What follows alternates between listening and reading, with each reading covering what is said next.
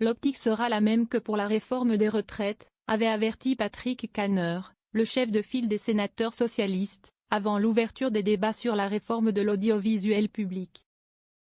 Si les élus de gauche au Sénat se refusent à parler ouvertement d'obstruction parlementaire, ce n'est pas le genre de la maison. Difficile de qualifier autrement l'ensemble des manœuvres dilatoires déployées par les oppositions ce jeudi après-midi pour retarder le plus possible l'examen de cette proposition de loi.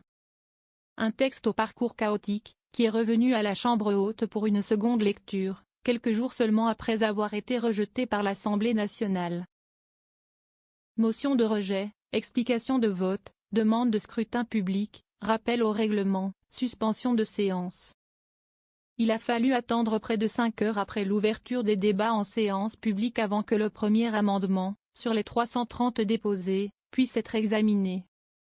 Lorsque la séance a été suspendue, après minuit, les élus n'en avaient examiné que 27. Finalement, une seule mesure marquante aura été votée dans la soirée. France Média Monde, la branche extérieure de l'audiovisuel, France 24, RFI, a été exclue de la future holding. De quoi laisser redouter que le texte ne s'enlise complètement alors que la session parlementaire est supposée s'achever vendredi soir, avant la pause estivale. La majorité sénatoriale de droite et du centre se dit déterminée à aller jusqu'au bout, quitte à siéger plus longtemps. Peut-être samedi, dimanche et les jours suivants, a lancé le sénateur centriste Laurent Lafont, auteur de cette réforme devenue l'un des totems de la ministre de la Culture, Rachida Dati. Haro sur la ministre.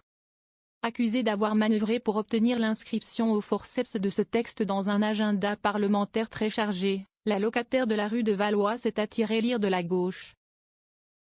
Au point d'être personnellement prise pour cible dans de nombreuses prises de parole, une pratique assez inhabituelle dans un Sénat plutôt habitué aux débats feutrés et polissés.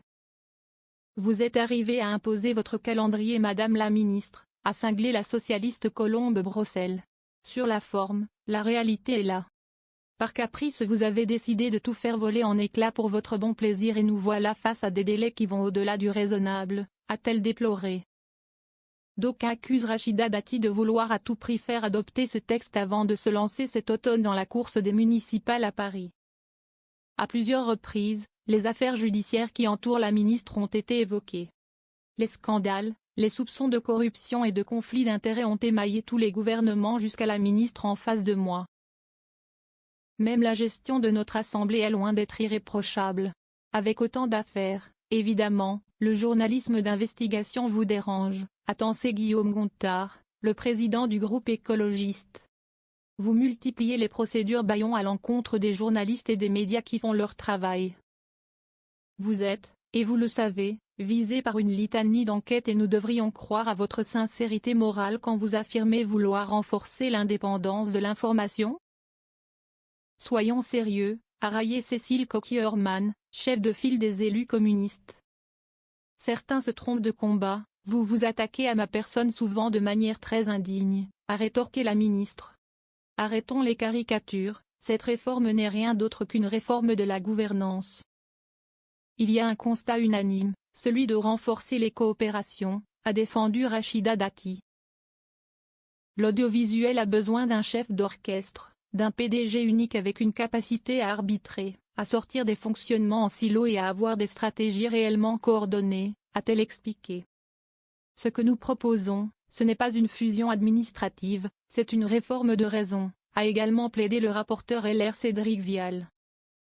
Les échanges ont été rythmés par quelques accrochages entre la ministre et les élus parisiens, notamment la sénatrice socialiste Marie-Pierre de La Gontrie. Mais les débats se sont embourbés plusieurs heures durant, en milieu d'après-midi, lorsque les socialistes ont fait la demande d'une vérification du quorum. Une pratique rare, qui n'est jamais dégainée sans arrière-pensée politique, et qui consiste à vérifier la présence dans l'hémicycle d'un nombre suffisant de parlementaires pour voter,